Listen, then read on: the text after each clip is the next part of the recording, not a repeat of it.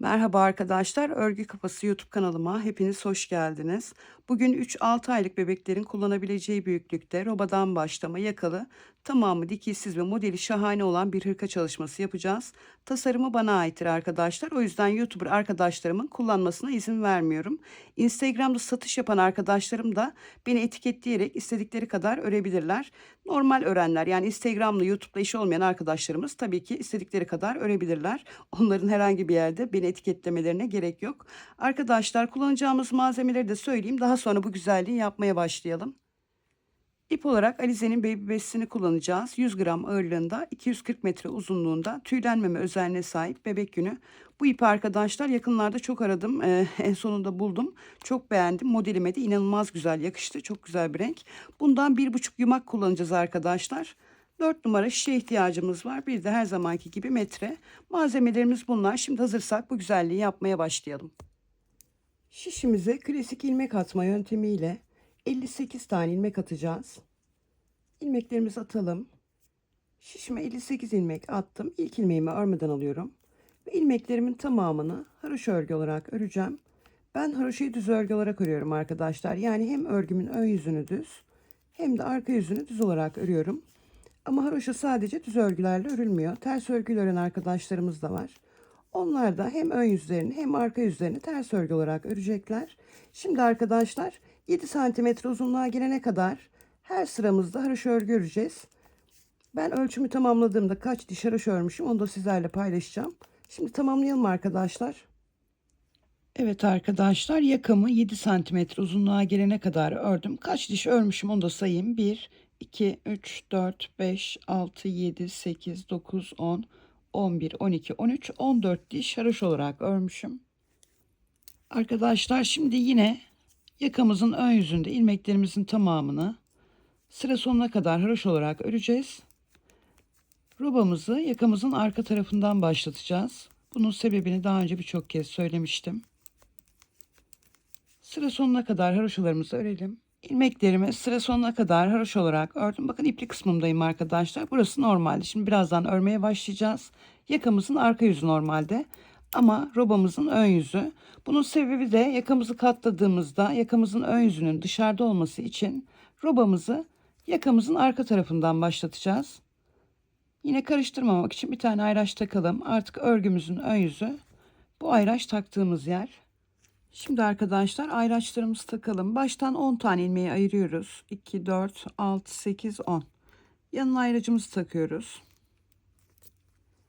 Arada 2 tane ilmeğimiz var. Onun da yanına ayraç takıyoruz. 10 tane saydık baştan. Ayraç taktık. Arada 2 tane ilmek var. Ayracımızı taktık. Şimdi 6 tane ilmek sayıyoruz. 2, 4, 6. Yanına ayracımızı takıyoruz.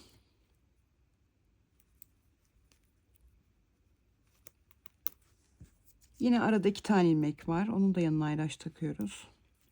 Arka bedenimiz için 18 tane ilmek ayıracağız. 2, 4, 6, 8, 10, 12, 14, 16, 18. Yanına ayracımızı takıyoruz. Yine arada 2 tane ilmeğimiz var. Onu da yanına ayraç takalım. Ayracımızı taktık. Yine 6 tane ilmek ayıracağız. Diğer kol bedenimiz için 2, 4, 6. 6 tane ilmeğimizin yanına da ayraç takıyoruz. Arada yine 2 tane ilmeğimiz var. Bu tarafta da 2, 4, 6, 8, 10 tane ilmeğimiz var. Arkadaşlar, baştan yine söyleyeyim. 10 tane ilmek ayırdık. Yanına ayraç taktık. Arada 2 tane ilmeğimiz var. Ayracımızı taktık. 6 tane ilmek saydık. Ayracımızı taktık. Arada 2 tane ilmeğimiz var. Yanına yine ayraç taktık. Arka bedenimiz için 18 ilmek ayırdık. Yanına ayracımızı taktık. Arada 2 tane ilmeğimiz var. Tekrar ayracımızı taktık. Diğer kol bedenimiz için 6 tane ilmek ayırdık. Ayrıcımızı taktık. Arada yine 2 tane ilmeğimiz var. Ayrıcımızı taktık ve bu tarafta da 10 tane ilmeğimiz var. Şimdi arkadaşlar 4 tane ilmek artışı yapacağız. 1, 2, 3 ve 4. Yaptığımız artışlarla birlikte şu an ön bedenimizde 14 tane ilmeğimiz oldu. Bu 14 ilmeğimizin baştaki 7'sini haroşa olarak öreceğiz. İlk ilmeği örmeden alıyorum. 2, 3, 4, 5, 6 ve 7. 7 tane ilmeğimi haroşa olarak ördüm. Buraya da bir tane ayraç takalım arkadaşlar. Arkadaşlar baştaki ve sondaki 7 ilmeğimiz örgümüz bitene kadar hem örgümüzün ön yüzünde hem de arka yüzünde sadece haroşa örgü olarak örülecek. Burada yapacağımız tek değişiklik sadece sırası geldikçe ilik açmak olacak. Onun dışında farklı bir işlem yapmayacağız. Şimdi arkadaşlar örgümüzün ön yüzünde roba artışlarımızı yaparak geri dönüş yapacağımız yere kadar düz örgülerle öreceğiz. Kenardaki 7 tane haroşamızı ördük. Ayracımızı taktık. İkili ayraçlarımıza kadar düz örgülerle devam ediyoruz. Artışlarımızı arkadaşlar ikili olan ayraçların sağından ve solundan sadece örgülerin ön yüzünde yapıyoruz. Yani bu taraftan artırma işlemi yapmıyoruz. Dediğim gibi burası ilik düğme kısmımızın ilmekleri. Bunu belirlemek için taktık. Biz sadece ikili ayraçlarımızın sağından ve solundan örgümüzün ön yüzlerinde artışlarımızı yapacağız. Şimdi ayracıma geldim. Buradan bir tane ilmek kaldırdım. Ve artışımı yapıyorum. Artışlarınızı bu şekilde de yapabilirsiniz. Fark etmez arkadaşlar. Artışımı yaptıktan sonra ayracımı alıyorum buraya. Aradaki 2 tane ilmeği düz örüyorum. Ayracımın diğer tarafından da ilmek kaldırıp bir artış da buradan yapıyorum. Ve yine ikili olan ayraçlarımın bulunduğu yere kadar düz örgülerle devam ediyorum. Ayracıma geldim. Hemen artışımı yapıyorum. Aradaki 2 tane ilmeği düz örüyorum. Ayracımın diğer tarafından da bir tane artış yapıp düz örgülerle devam ediyorum. Şu an arka bedenimizi örüyoruz arkadaşlar.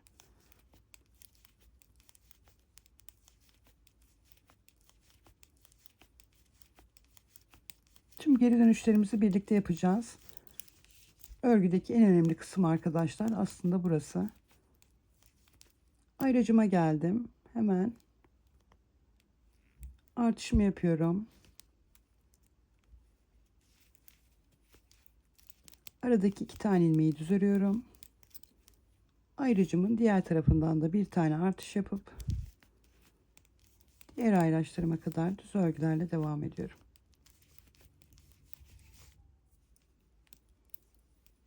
Ayracıma geldim. Artışımı yapıyorum. Aradaki 2 tane ilmeğimi düz örüyorum. Ayracımı aldım buraya. Diğer tarafından da yine aynı şekilde bir tane artış yapıyorum. Arkadaşlar tüm geri dönüşlerinizi benimle birlikte yapın. Şimdi artışımızı yaptık ayraçtan sonra. 1, 2, 3 tane ilmeğimizi düz olarak ördük. Burada 2, 4, 6, 7 tane ilmeğimiz kaldı. Bunları örmeden dönüyoruz. Şu an örgümüzün arka yüzündeyiz. Arka yüzlerimizde arkadaşlar artırma işlemi hiçbir zaman yapılmaz. Artışlar örgünün ön yüzünde yapılır. Şimdi ipim kendimden tarafta, yani benden tarafta. İlk ilmeğime bana bakan kanadından girip örmeden şimdiden çıkardım. İpimi hafifçe gerdirerek arka taraftan öne aldım. Bu ikili görüntüyü elde etmek önemli. Bu görüntüyü elde ettikten sonra örgümün arka yüzünde olduğum için herhangi bir artırma ya da eksiltme işlemi yapmadan sadece ters örgülerle ilmeklerimin tamamını geri dönüş yapacağım yere kadar ters örgü olarak öreceğim.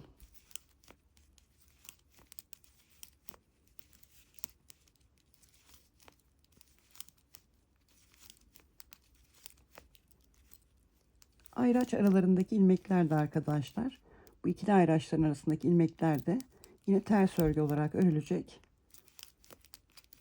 Şimdi arkadaşlar arka bedenimizi bu taraftaki ayraca kadar ters örgülerle örelim. Arka bedenimi ayracıma kadar ters örgülerle ördüm. Ayracımı alıyorum buraya. Yine ters örgülerle devam ediyorum.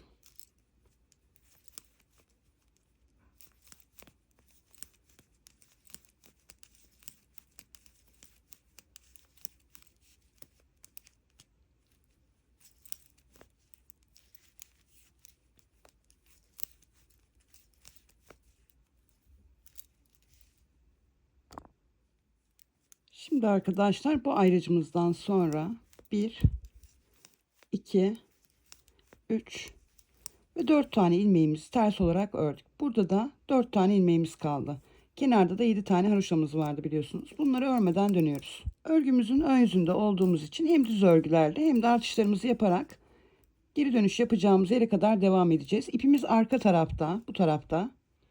İlk ilmeğimize bize bakan kanadından girdik. Örmeden şişimizden çıkardık. İpimizi arkadan ön tarafa hafifçe gerdirerek aldık. 2 ilmek görüntüsünü elde ettikten sonra düz örgülerle devam ediyoruz. Ayrıcımı gördüm. Hemen artışımı yapıyorum. Aradaki 2 tane ilmeğimi düz örüyorum.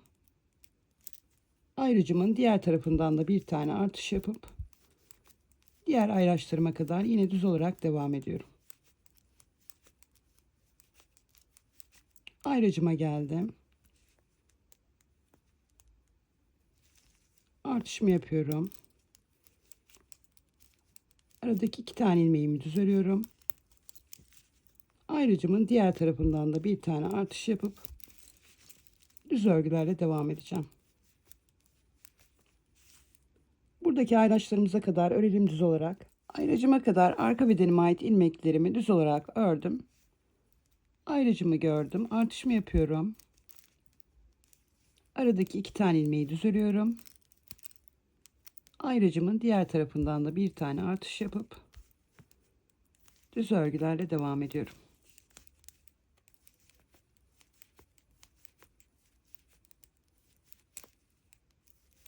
Ayracıma geldim. Artışımı yapıyorum. Aradaki 2 tane ilmeği düz örüyorum. Ayracımın diğer tarafından da bir tane artış yapıyorum. Artışımdan sonra 1, 2, 3 tane ilmeğimi düz ördüm. Burada arkadaşlar ikili gibi duran ama tek olan geri dönüş yaptığımız ilmeğimiz var. Bakın buna da bu şekilde girdim. Arkasından girdim. Ön tarafından çıktım. Yani 2 ilmeğin de ikili gibi görünen ilmeğin ikisinin de içindeyim. Bunu da yine düz olarak ördüm. Ayrıcım bu tarafında toplam 2, 4, 5 tane ilmeğimiz oldu. 2 tane ilmeğimizi düz örerek buraya dahil ettik. Burada 2, 4, 5 tane ilmeğimiz kaldı. Bunları örmeden dönüyoruz. Ayraç takılı olmayan yer, yani örgümüzün arka yüzündeyiz. İpimiz kendimizden tarafta, ilk ilmeğimize bize bakan kanadından girdik. Örmeden şişimizden çıkardık. İpimizi arkadan ön tarafa aldık. İkili ilmek görüntüsünü elde ettikten sonra örgümüzün arka yüzünde herhangi bir artırma ya da eksiltme işlemi yapmadan sadece ters örgülerle geri dönüş yapacağımız yere kadar devam edeceğiz.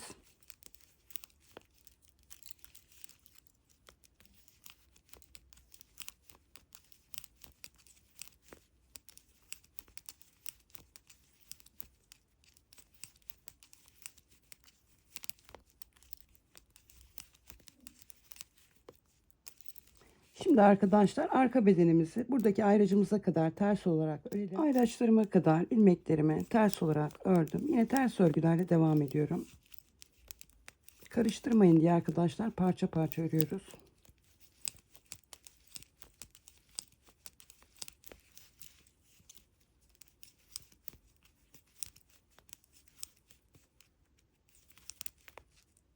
Ayracımı aldım buraya. Yine aradaki 2 taneyi ters örüyorum. Ayracımdan sonra 1, 2, 3, 4 tane ilmeğimi ters olarak ördüm. 5. ilmeğim geri dönüş yaptığım ilmeğim ikili gibi duruyor. Yine ipimi öne alıyorum. 2 ilmeğimi birden bu şekilde girdim ve bu ilmeğimi de ters olarak ördüm. Ayraçtan sonra burada 2, 4, 5 tane ilmeğim oldu. 2 tane ilmeğimi ters örerek bu tarafa dahil ettim. 7 tane ilmeğim oldu burada. Burada da 2 tane ilmeğim kaldı. Kenarda da 7 tane haroşamız var. Bunları örmeden dönüyoruz. İpimiz arka tarafta. İlk ilmeğimize bize bakan kanadından girdik. Örmeden şişimizden çıkardık. İpimizi hafifçe gerdirerek arkadan öne aldık. Örgümüzün ön yüzünde olduğumuz için ne yapıyorduk arkadaşlar? Düz örgülerle devam ediyorduk. Ayraçlarımızın sağından ve solundan artışlarımızı yapıyorduk. Ayraca kadar düz olarak ördüm. Ayracımı gördüm. Hemen artışımı yapıyorum. Aradaki 2 tane ilmeğimi düz olarak örüyorum. Ayracımın diğer tarafından da bir tane artış yapıp Yine düz örgülerle ayraçlarıma kadar devam ediyorum.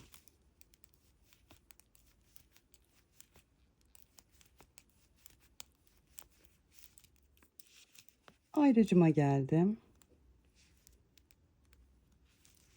Artışımı yapıyorum. Aradaki 2 tane ilmeğimi düz örüyorum. Ayracımın diğer tarafından da bir tane artış yapıp yine düz örgülerle devam edeceğim. Buradaki ayraca kadar örelim arkadaşlar düz olarak. Ayracıma kadar ilmeklerimi düz olarak ördüm. Yine artışımı yapıyorum. Aradaki 2 tane ilmeğimi düz örüyorum. Ayracımın diğer tarafından da bir tane artış yapıp yine düz örgülerle devam ediyorum.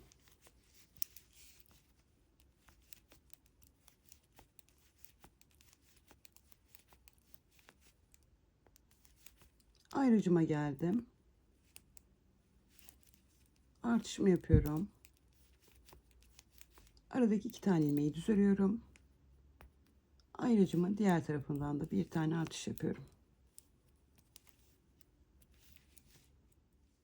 Artışımla birlikte 2 bir tane artış, ikinci ilmeğimizi düz olarak ördük. 3 4 5 6 7 tane ilmeğimizi düz olarak ördük. Yani ayrıcın bu tarafında 2 4 6 7 tane ilmeğimiz var. 8. ilmeğimizi de yine düz olarak öreceğiz. İkili gibi duran dönüş yaptığımız tek ilmeğimiz. Yine aynı şekilde girdik arkadaşlar. Bakın bu şekilde. Ve bunu da düz olarak ördük. 1 2 2 tane ilmekle düz örerek bu tarafa dahil ettik. Burada 3 tane ilmeğimiz kaldı. Bunları örmeden dönüyoruz. İpimiz kendimizden tarafta. İlk ilmeğimize bize bakan kanadından girdik. Örmeden şişimizden çıkardık. İpimizi hafifçe gerdirerek arkaya aldık. İkili ilmek görüntüsünü elde ettikten sonra örgümüzün de arka yüzünde olduğumuz için ters örgülerle devam edeceğiz. Arkadaşlar bu şekilde ters olarak herhangi bir artırma da eksiltme işlemi yapmıyorsunuz. Çünkü örgümüzün arka yüzündeyiz. Sonda takılı yani en sonda takılı ikili ayraçlara kadar örelim ters örgülerle. Sonda takılı ikili ayraçlarıma kadar örgümün arka yüzünde ilmeklerimi ters olarak ördüm. Ayracımı aldım buraya. Yine ayraç arasındaki ilmeklerimi de ters örüyorum. Ayracımdan sonra 1 2 3 4 5 6 7 tane ilmeğimi ters ördüm. 8. ilmeğim geri dönüş yaptığım ilmeğim. Yine onu da bakın bu şekilde ikisinden girerek ters olarak örüyorum. 2 4 6 8 tane ilmeğimiz var. 2 tane ilmeğimizi ters örerek bu tarafa dahil ettik ve burada artık 10 tane ilmeğimiz var. Kenarda da 7 tane haroşa ilmeğimiz var. Bunları örmeden dönüyoruz. İpimiz arka tarafta. İlk ilmeğimize bize bakan kanadından girdik. Örmeden şişimizden çıkardık. İpimizi gerdirerek arkadan öne aldık. Örgümüzün ön yüzünde olduğumuz için ne yapıyorduk arkadaşlar? Zaten alt taraf olduğu gibi düz örgü. Düz örgülerle devam ediyoruz. Ayraçlarımızı gördüğümüzde de sağından ve solundan artış yapıyoruz. Ayracıma geldim. Artışımı yapıyorum. Aradaki 2 tane ilmeğimi düz ördüm. Ayracımın diğer tarafından da artış yapıp yine düz örgülerle devam edeceğim. Arkadaşlar örgümüzün ön yüzünde bu şekilde düz örgülerle ayraçlarımızın sağından ve solundan artışlarımızı yaparak sonda takılı ikili ayracımıza kadar örelim. Sıra sonunda takılı ikili ayracıma kadar artışlarımı yaparak ilmeklerimi düz örgülerle ördüm. Ayracıma geldim. Yine buradan da artışımı yapıyorum. Aradaki 2 tane ilmeğimi düz örüyorum. Ayracımın diğer tarafından da bir tane artış yapıyorum. Şimdi arkadaşlar artışımla birlikte sayacağım. 1 2 3 4 5 6 7 8 9 10 ve geri dönüş yaptığım ilmeğim 11. 11 tane ilmeğimi düz örgü olarak örmüş oldum. Burada 3 tane ilmeğim var. Bu 3 ilmeğimi arkadaşlar haroşa örgü olarak örüyorum. Şimdi 4 tane ilmek Bu taraftan artış yapacağız. Artık arkadaşlar geri dönüşlerimiz bitti.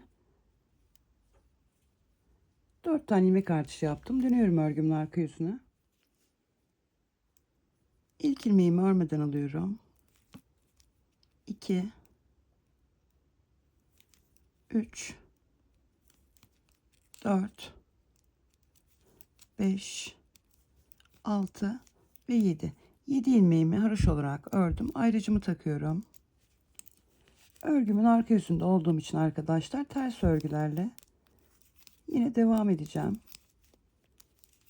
Arka yüzlerimizde dediğim gibi herhangi bir artırma işlemi yapmıyoruz. Baştaki ve sondaki 7 ilmek haroşa, aradaki ilmeklerin tamamı örgümüzün arka yüzlerinde ters örgü. Şimdi arkadaşlar en sonda takılı ikili olan ayrıca kadar örelim ters örgülerle. Sonda takılı ikili ayraçlarıma kadar örgümün arka yüzünü ters örgülerle ördüm. Ve yine ters olarak devam ediyorum. Ayracımı aldım. Ayracımdan sonra 1, 2, 3, 4, 5, 6, 7, 8, 9, 10. 10 tane ilmeğimi ters olarak ördüm. 11. ilmeğimi de ters öreceğim. Geri dönüş yaptığım ilmeğim arkadaşlar. Girdim aynı şekilde ve ters olarak ördüm. Ve kenardaki 7 ilmeğimi haroş olarak örüyorum.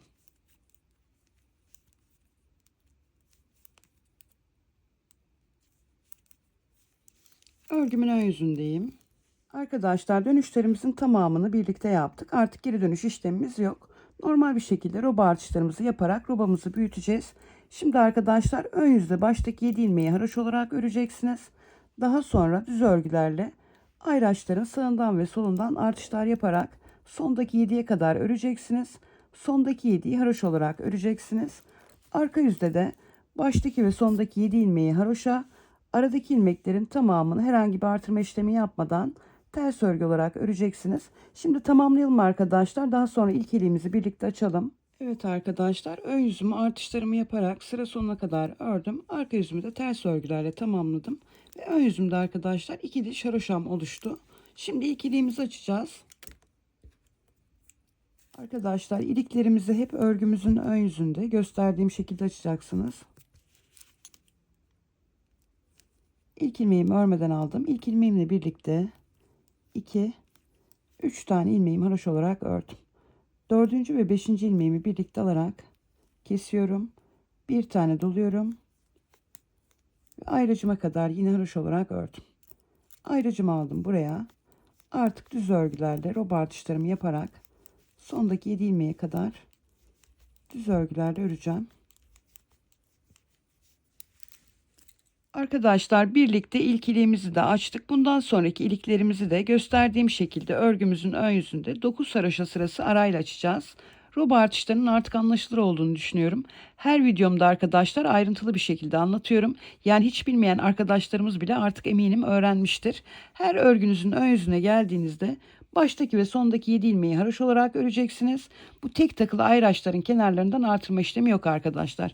Sadece ikili olan ayraçların sağından ve solundan örgümüzün ön yüzlerinde artırma işlemi yapmayı unutmayacağız. Ön yüzde zaten gördüğünüz gibi ilmeklerimiz düz. Tüm ilmeklerimizi baştaki ve sondaki 7 dışında düz olarak öreceğiz. Örgümüzün arka yüzlerinde de baştaki ve sondaki 7 ilmeğimizi haroşa, aradaki ilmeklerimizi herhangi bir artırma işlemi yapmadan sadece ters örgülerle öreceğiz. Şimdi arkadaşlar roba artışlarına başladığımız yerden itibaren 11 santimetre uzunluğa gelene kadar roba artışlarımızı yapalım. Ben ölçümü tamamladığımda bedenlerimde kaç tane ilmek var onu da söyleyeceğim. Şimdi arkadaşlar ölçümü tamamlayıp geliyorum. Evet arkadaşlar, roba artışlarımı 11 santimetre uzunluğa gelene kadar aynı şekilde tekrarladım. Şimdi bedenlerimde kaç tane ilmeğim var onu da söyleyeyim. Ön bedenimde 30 tane ilmeğim var. Arada 2 tane ilmeğim var. Kol bedenimde 38 tane ilmeğim var. Arada 2 tane ilmeğim var. Arka bedenimde 50 tane ilmeğim var. Arada 2 tane ilmeğim var. Diğer kol bedenimde yine 38 tane ilmeğim var. Arada 2 tane ilmeğim var. Ve son ön bedenimde yine 30 tane ilmeğim var. Şimdi arkadaşlar beden ayrımlarımızı yapacağız. İlk ilmeğimi örmeden aldım. Ve kenardaki 7 tane ilmeğimi haroş olarak örüyorum. Ayracımı aldım buraya. Diğer ayraçlarıma kadar düz örgülerle devam ediyorum.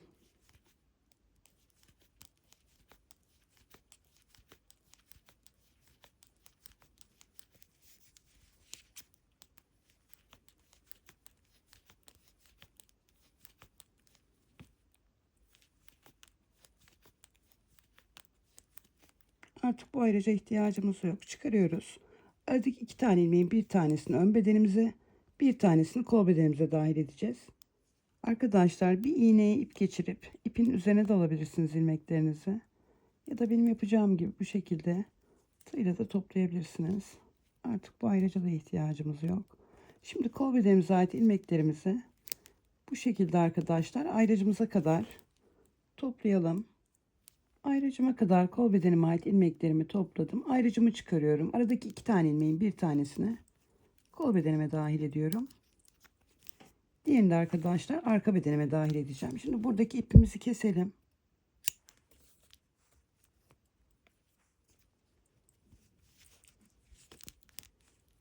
Şimdi bu tarafa 4 tane ilmek atacağız.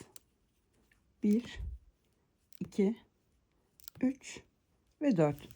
Ön bedenimizle arka bedenimizi birleştireceğiz.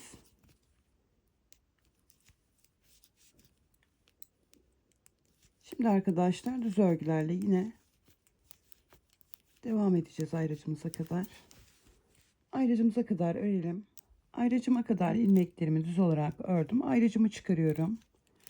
2 tane ilmeğin bir tanesini bedenime, bir tanesini kol bedenime dahil edeceğim. Yine arkadaşlar diğer kol bedenimde olduğu gibi ilmeklerimi tığımla toplayacağım. Ayracımıza kadar ilmeklerimizi toplayalım. Buradaki ayraçlara kadar. Ayracıma kadar ilmeklerimi topladım. Ayracımı çıkarıyorum. Yine arkadaşlar bu iki ayraç arasındaki ilmeğin bir tanesini kol bedenime, diğerini bedenime dahil edeceğim.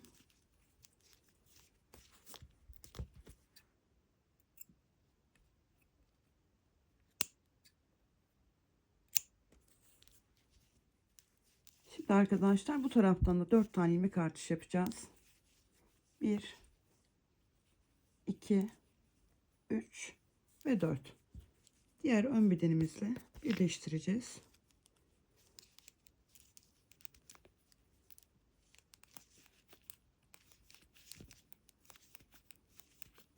Ayraçlarımızdan artık kurtulduk arkadaşlar. Roba artışlarımız da bitti. Keyifle ilerleyeceğiz artık modelimizi uygulayarak.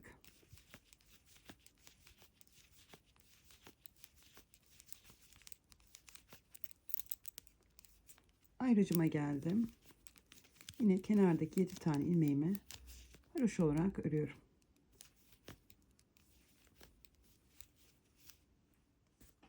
Arkadaşlar şimdi örgümüzün arka yüzünde baştaki ve sondaki 7 ilmeğimizi haroşa, aradaki ilmeklerimizin tamamını ters örgü olarak sıra sonuna kadar örelim. Evet arkadaşlar, arka sıramı ters örgülerle tamamladım. Yine baştaki ve sondaki 7 ilmeğimi haroşa olarak ördüm. Şimdi örgümün ön yüzündeyim. Ön yüzümde de arkadaşlar baştaki ve sondaki 7 ilmeğimi yine haroşa olarak öreceğim. Aradaki ilmeklerimin tamamını düz örgü olarak öreceğim. Ön yüzümüzü bu şekilde tamamlayalım. Evet arkadaşlar, örgümün ön yüzünde baştaki ve sondaki 7 ilmeğimi haroşa, aradaki ilmeklerimin tamamını düz örgü örerek tamamladım. Şimdi arkadaşlar modelimize geçmeden önceki son sıramız bu. Örgümüzün arka yüzünde yine baştaki ve sondaki 7 ilmeğimizi haroşa, aradaki ilmeklerimizin tamamını ters örgü olarak öreceğiz. Sıramızı tamamlayalım. Evet arkadaşlar, arka sıramı tamamladım. Örgümün ön yüzündeyim. Şimdi arkadaşlar artırma işlemi yapacağız. Sadece bu sıramıza mahsus. Yani bundan sonra herhangi bir artırma işlemi yapmayacağız. Kenar ilmeklerimi haroşa olarak örüyorum. Ayrıcımı aldım buraya. Ters örgülerle devam edeceğim arkadaşlar. 1, 2, 3, 4, 5, 6, 7, 8, 9, 9 tane ilmeğimi ters ördüm. 10. ilmeğimi de ters örüyorum ama şimdiden çıkarmadım. Bir bu kanadından girdim. Bir de bana bakan kanadından bir tane ilmek artırmış oldum. Devam ediyorum. 1, 2, 3, 4, 5, 6, 7. 7 tane ilmeğimi ters ördüm. 8. ilmeğime girdim. Şimdiden çıkarmadan iki kanadını ters olarak ördüm. Bir artış daha yaptım. Devam ediyorum. 1, 2, 3, 4, 5, 6, 7. 7 tane tersimi ördüm. Yine artışımı yapıyorum. Ters örerek. Devam ediyorum. 1, 2, 3, 4, 5, 6, 7.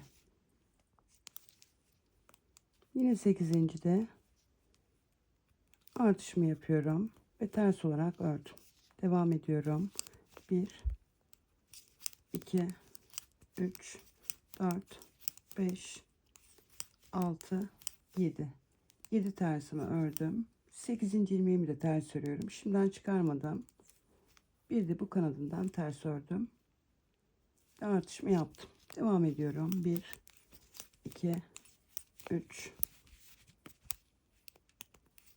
4,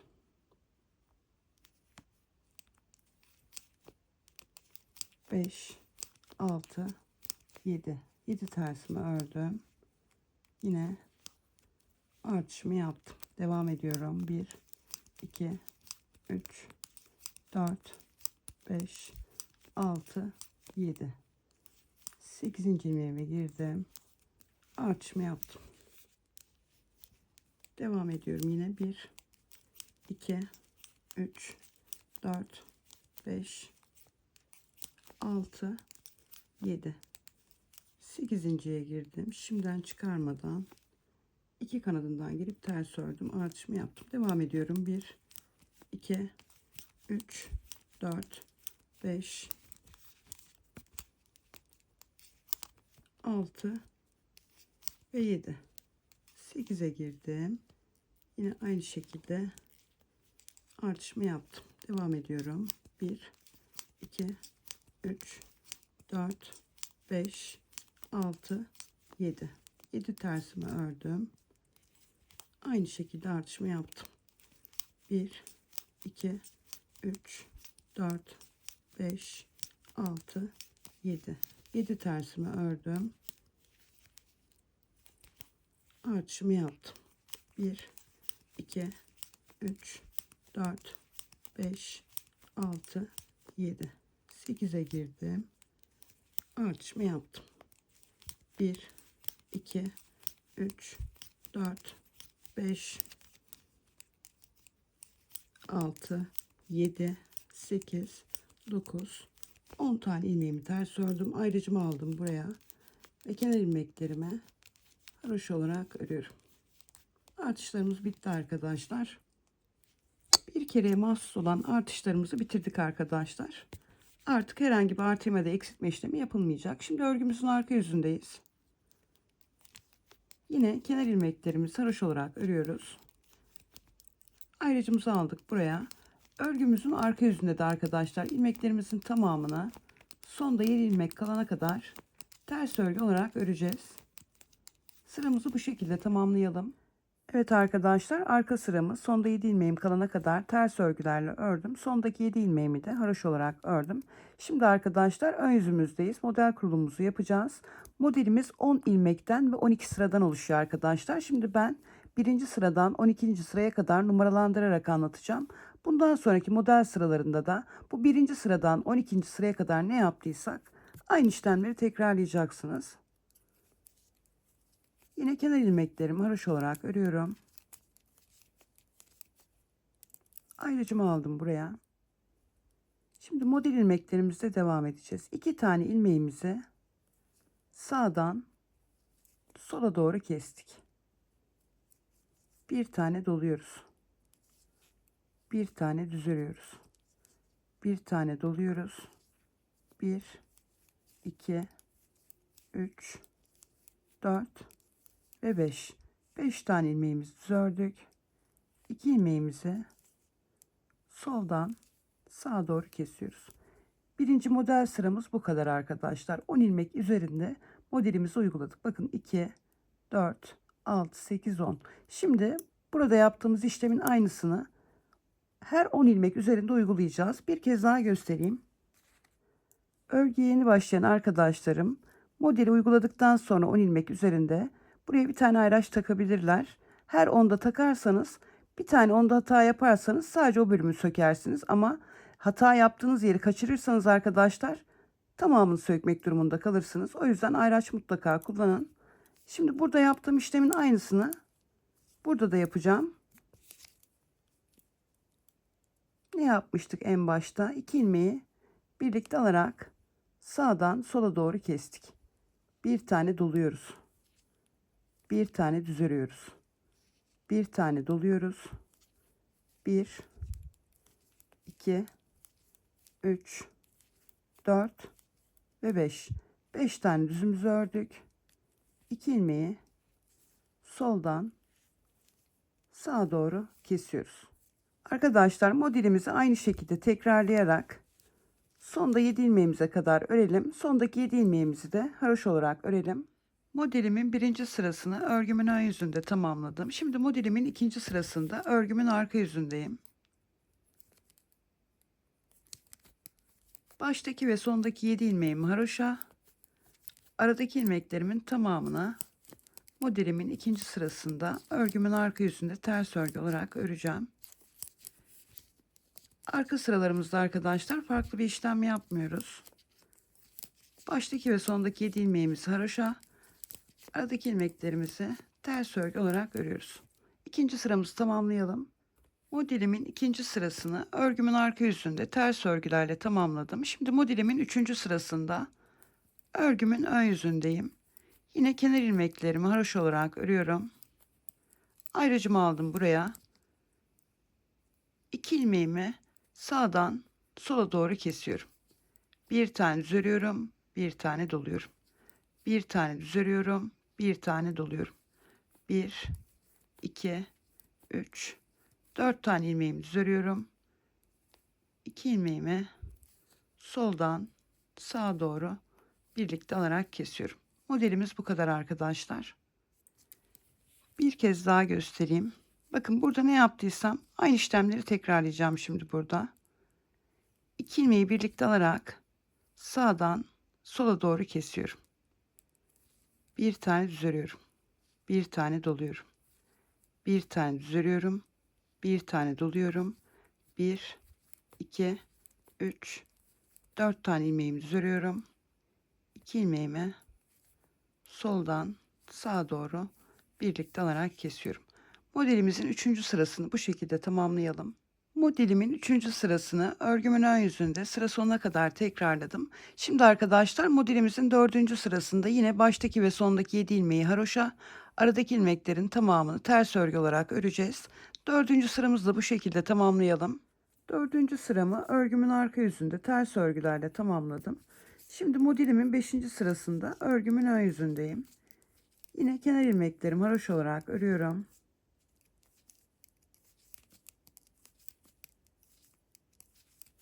Ayrıcımı aldım buraya.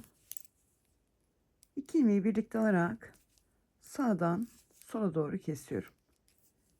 1, 2. 2 tane düz ördüm. Bir tane doluyorum. Bir tane düz örüyorum. Bir tane doluyorum. 1, 2, 3 tane düz örüyorum. 2 ilmeği birlikte alarak soldan sağa doğru kesiyorum. Bu kadar arkadaşlar 5. sıramız. Tekrar göstereyim. 2 ilmeği sağdan sola doğru birlikte alarak kesiyoruz. 2 tane düz örüyoruz. Bir tane doluyoruz. Bir tane düz örüyoruz. Bir tane doluyoruz. 1, 2, 3 tane ilmeğimizi düz örüyoruz. 2 ilmeğimizi birlikte alarak soldan sağa doğru kesiyoruz. 5. model sıramızı arkadaşlar ön yüzümüzü bu şekilde tamamlayalım. Evet arkadaşlar örgümün ön yüzünde 5. model sıramı tamamladım. Şimdi örgümüzün arka yüzünde 6. model sıramızda yine baştaki ve sondaki 7 ilmek haroşa, Aradaki ilmekler ters örgü olacak. Şimdi tamamlayalım arkadaşlar. 6. sıramı örgümün arka yüzünde tamamladım. 7. sıramda örgümün ön yüzündeyim. Yine kenar ilmeklerimi haroşa olarak ördüm. 2 ilmeğimi birlikte alarak sağdan sola doğru kesiyorum. 1, 2, 3 tane ilmeğimi düz ördüm. Bir tane doluyorum. Bir tane düz örüyorum. Bir tane doluyorum. 1, 2. 2 tane düz ördüm.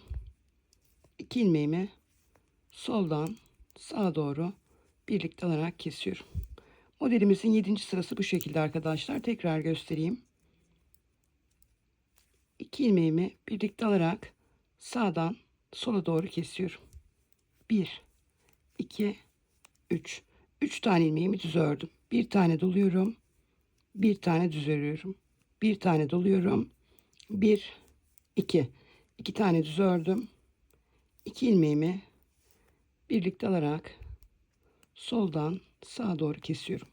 Modelimizin 7. sırasını bu şekilde tamamlayalım. Evet arkadaşlar, modelimin 7. sırasını örgümün ön yüzünde tamamladım. Şimdi modelimizin 8. sırasında arka yüzümüzde yine baştaki ve sondaki 7 ilmek haroşa, aradaki ilmekler ters olacak. 8. sıramızı da bu şekilde tamamlayalım. 8. sıramı örgümün arka yüzünde ters örgülerle tamamladım. Şimdi 9. sıramda örgümün ön yüzündeyim. Yine kenar ilmeklerimi haroşa olarak ördüm. 2 ilmeğimi birlikte alarak sağdan sola doğru kesiyorum. 1, 2, 3, 4 tane ilmeğimi düz ördüm. Bir tane doluyorum. Bir tane düz örüyorum. Bir tane doluyorum. Tekrar bir tane düz örüyorum. 2 ilmeğimi birlikte alarak soldan sağa doğru kesiyorum. 9. model sıramızda bu şekilde arkadaşlar. Tekrar göstereyim. 2 ilmeği birlikte alarak kesiyorum. 1, 2, 3, 4 tane ilmeğimi düz örüyorum. Bir tane doluyorum. Bir tane düz örüyorum. Bir tane doluyorum. Tekrar bir tane düz örüyorum. Ve 2 ilmeğimi birlikte alarak soldan sağa doğru kesiyorum. 9. model sıramızda bu şekilde tamamlayalım. Evet arkadaşlar, 9. model sıramı örgümün ön yüzünde tamamladım. Şimdi 10. model sıramızda yine örgümüzün arka yüzünde ilmeklerimizi ters öreceğiz. Baştaki ve sondaki 7 ilmek haroşa olacak. Tamamlayalım arkadaşlar 10. sıramızı. 10. model sıramı örgümün arka yüzünde ters örgülerle tamamladım. Şimdi 11. model sıramda örgümün ön yüzündeyim. Yine kenar ilmeklerimi haroşa olarak ördüm. 2 ilmeğimi birlikte alarak sağdan sola doğru kesiyorum.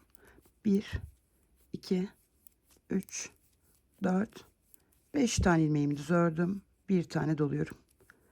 Bir tane düz örüyorum. Bir tane doluyorum. 2 ilmeğimi birlikte alarak soldan sağa doğru kesiyorum. 11. model sıramız bu şekilde arkadaşlar. Tekrar göstereyim. 2 ilmeği birlikte alarak sağdan sola doğru kestim. 1, 2, 3, 4, 5 tane ilmeğimi düz ördüm. Bir tane doluyorum. Bir tane düz örüyorum. Bir tane doluyorum. 2 ilmeği birlikte alarak soldan sağa doğru kesiyorum. 11. model sıramızı da bu şekilde tamamlayalım. 11. model sıramı sıra sonuna kadar tekrarladım. Şimdi arkadaşlar örgümüzün arka yüzünde 12. model sıramızı yine ters örgülerle öreceğiz. Baştaki ve sondaki 7 ilmeğimiz haroşa olacak. Şimdi tamamlayalım arkadaşlar. Evet arkadaşlar, 12. model sıramı örgümün arka yüzünde ters örgülerle ördüm. Şimdi arkadaşlar model kurulumuzu tamamladık. 2 sıra ters örgü öreceğiz. Ve daha sonra yine 1. sıradan 12. sıraya kadar ne yaptıysak aynı işlemleri uygulayarak modelimizi oluşturacağız. Kenar ilmeklerimi haroşa olarak ördüm. Ve ilmeklerimin tamamını örgümün ön yüzünde ters örgüye çeviriyorum.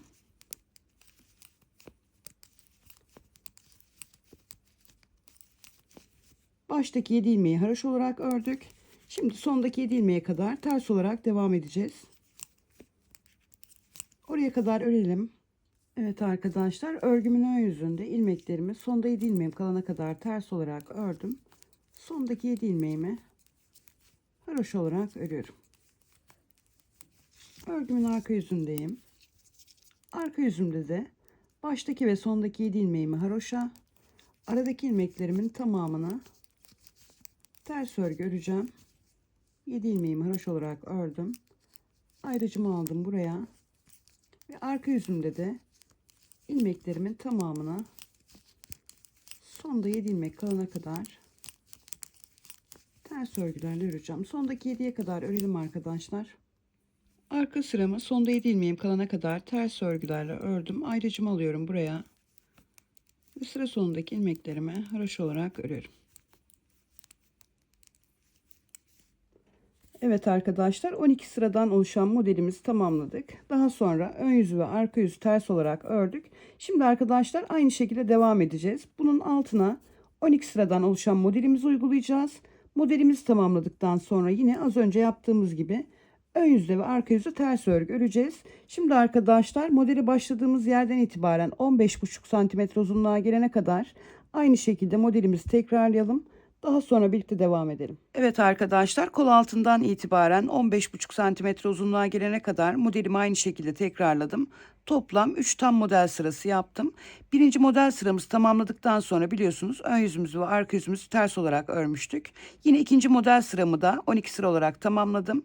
Modelim bittiğinde ön yüzü ve arka yüzü ters olarak ördüm. Son model sıramda arkadaşlar sadece 12 sıralık modelimi uyguladım ve daha sonra haroşa örgüye geçtim. Yani ön yüzü ve arka yüzü ters örmedim. Sadece bu ters olan sıramızı yapmadım. Normal 12 sırada modelimi uyguladım.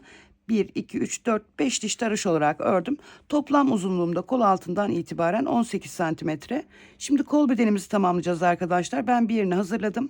Diğerini birlikte öreceğiz. Arkadaşlar ilmeklerimi şişimin üzerine aldım. Şimdi kol altından artış yapmıştık biliyorsunuz. Orta noktasına giriyorum.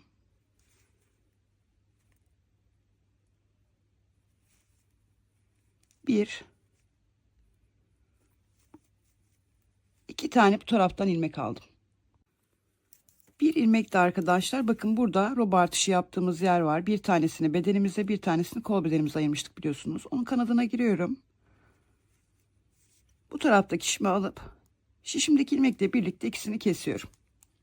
Ve düz örgülerle sıra sonuna kadar devam edeceğim. Oradan da yine aynı şekilde ilmek toplayacağım. Örelim oraya kadar. Sıra sonunda bir tane ilmek kalana kadar ördüm arkadaşlar. Bu ilmeği örmeden şişim alıyorum. Buradan da yine ilmek kaldırıp şişimdeki örmediğim ilmekle birlikte keseceğim. 2 ilmeğe girdim. Ve birlikte alarak kesiyorum. Şimdi buradan da arkadaşlar yine aynı şekilde ilmek toplayacağız. Bu taraftan 3 tane ilmek toplayacağız arkadaşlar. 1, 2 ve 3. Kol altından ilmeklerimizi topladık arkadaşlar. Şimdi 3 tur sadece düz örgü öreceğiz. Şimdi arkadaşlar 3 turumuzu tamamlayalım. Daha sonra birlikte devam edelim. Evet arkadaşlar 1, 2, 3 tur sadece dönerek düz örgülerle ördüm. Şimdi arkadaşlar bedenimizde olduğu gibi bu turumuzda artırma işlemi yapacağız. Aynı zamanda ters olan modelimizin üstündeki sıramızı yapacağız. Sadece arkadaşlar bedendeki tek farkı şu an biz dönerek dikişsiz ördüğümüz için birinci ters sıramızı öreceğiz. İkinci sıramızda örgümüzün arka yüzü olmadığı için ters olarak örmeyeceğiz arkadaşlar. Onu da göstereceğim. Dikişsiz örecek arkadaşlarım benim gibi örecekler. Dikişli örecek arkadaşlarım zaten bedendeki gibi örecekler. Şimdi modelimizin üzerindeki ters sıramızın birinci sırasını yapıyoruz arkadaşlar.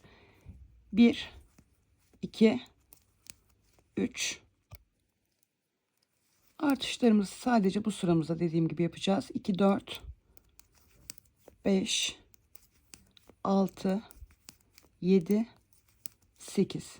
8 tane tersimi ördüm. 9'uncuyu da yine ters olarak örüyorum. 2 kanadından girip artışımı yaparak ters ördüm. Devam ediyorum. İlk artışımızı yaptık. 1, 2, 3, 4, 5, 6, 7 ve 8. 8 tane tersimizi ördük. Yine aynı şekilde bir tane artış yapıyoruz. Devam ediyoruz. 1, 2, 3, 4, 5, 6 ve 7. 8. Yine arkadaşlar 9. ilmeğime girip artışımı yaparak ters örüyorum. Devam ediyorum.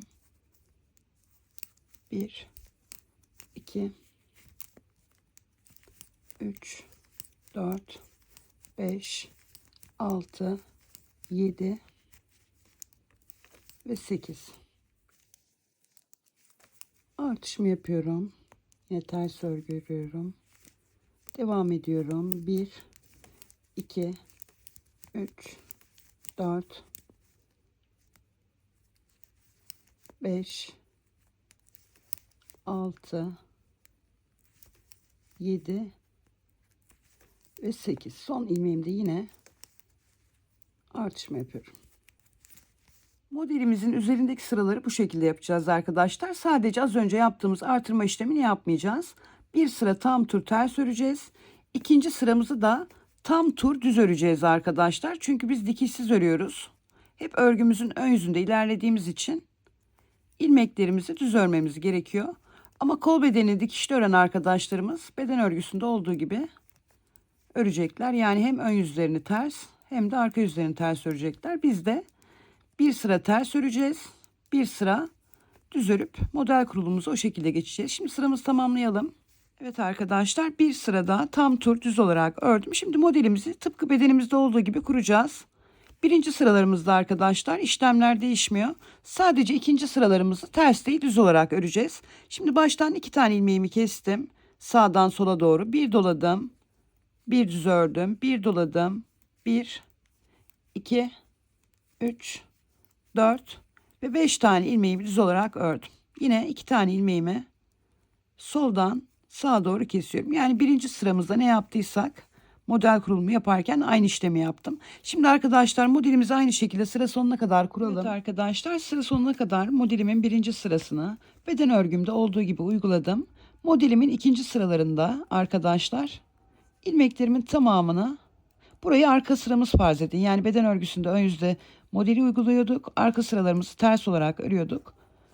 Dönerek yaptığımız için de arkadaşlar arka sıramız olarak farz ediyoruz burayı. Ve ilmeklerimizin tamamını düz örgü olarak örüyoruz. Değişen tek şey bu arkadaşlar. Bedenimizde arka sıramızda yaptığımız ters örgüleri kol bedenimizde düz olarak öreceğiz.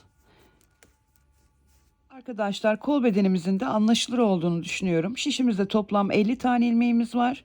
Modelimizi uygulayarak gösterdiğim şekilde devam edeceğiz. Yine beden örgümüzde olduğu gibi arkadaşlar tekli sıralarımızda modeli aynen olduğu gibi uygulayacağız. Çift sıralarımızda da ilmeklerimizin tamamını düz örgü olarak öreceğiz. Yine buradaki ters örgü sırasına geçtiğimizde 12 sırayı tamamlayıp ilk turumuzu ters öreceğiz. İkinci turumuzu düz olarak öreceğiz. Arkadaşlar, 2 tam model sırası yapmışım ben burada. Bir tane tam model sırası, yine ters sıramız, bir model sırası, yine ters sıramız. Daha sonra arkadaşlar kesim işlemlerimiz olacak. Onu birlikte yapacağız. Şimdi 2 tam model sırası bitirelim. Evet arkadaşlar, kol bedenimi 2 model sırası ördüm. Kol altından itibaren de 12 santimetre uzunluğum var. Şimdi arkadaşlar 4 santimetre tekli lastik örgü öreceğiz ama öncesinde kesim işlemimiz var. Kesimimizi yaparken hem lastik örgümüzün birinci sırasını öreceğiz, hem de kesimimizi yapacağız. İlk ilmeğimi düz ördüm. Bir tane ters. 2 ilmeği birlikte alarak bir tane düz. Klasik tekli lastik örgü öreceğiz arkadaşlar. Sadece bu sıramızda ilmeklerimizi düz örgülerde keseceğiz. Bir tane düz ördüm. Bir tane ters. Bir tane düz. Bir tane ters. 2 ilmeği birlikte alarak bir tane düz. Bir tane ters. 2 ilmeği birlikte alarak bir düz. Bir ters. 2 ilmeği birlikte alarak bir düz, bir ters. 2 ilmeği birlikte alarak bir düz, bir ters. Tekrar 2 ilmeği birlikte alarak bir düz. En son düz örmüştük keserek. Devam ediyoruz şimdi. Bir tane ters. 2 ilmeği birlikte alarak bir tane düz. Bir tane ters. 2 ilmeği birlikte alarak bir tane düz. Bir ters. 2 ilmeği birlikte aldım. Bir tane düz. Arkadaşlar sona kadar aynı işlemi tekrarlayalım. Evet arkadaşlar, kesim işlemimi tamamladım. Kesimlerimden sonra şu an şişimde toplam 34 tane ilmeğim kaldı. Bu 34 ilmekle herhangi bir artırma da eksiltme işlemi yapmadan bir ters bir düz klasik lastik örgü olarak 4 santimetre uzunluğa gelene kadar devam edeceğim. Arkadaşlar 4 santimetre bende 10 sıra yaptı. Sizde kaç sıra yapıyorsa o şekilde lastik örgünüzü öreceksiniz. Daha sonra ilmeklerinizi ister ikişer ikişer alarak kesin, ister örerek kesme tekniğiyle kesin, fark etmez. İlmeklerinizi kapatın. Şimdi arkadaşlar tamamlayıp hırkamın son haliyle geliyorum. Evet arkadaşlar, 4 santimetre lastiğimi ördükten sonra ilmeklerimi örerek kesme tekniğiyle kestim. Hırkam son haliyle hazır. Yapacak arkadaşlarıma şimdiden kolay gelsin diyorum. Kanalıma abone olmayı, videolarımı beğenmeyi unutmayın lütfen. Bir sonraki videoda görüşmek üzere. Evet arkadaşlar, 4 santimetre lastiğimi ördükten sonra ilmeklerimi örerek kesme tekniğiyle kestim. Hırkam son haliyle hazır. Yapacak arkadaşlarıma şimdiden kolay gelsin diyorum. Kanalıma abone olmayı, videolarımı beğenmeyi unutmayın lütfen. Bir sonraki videoda görüşmek üzere.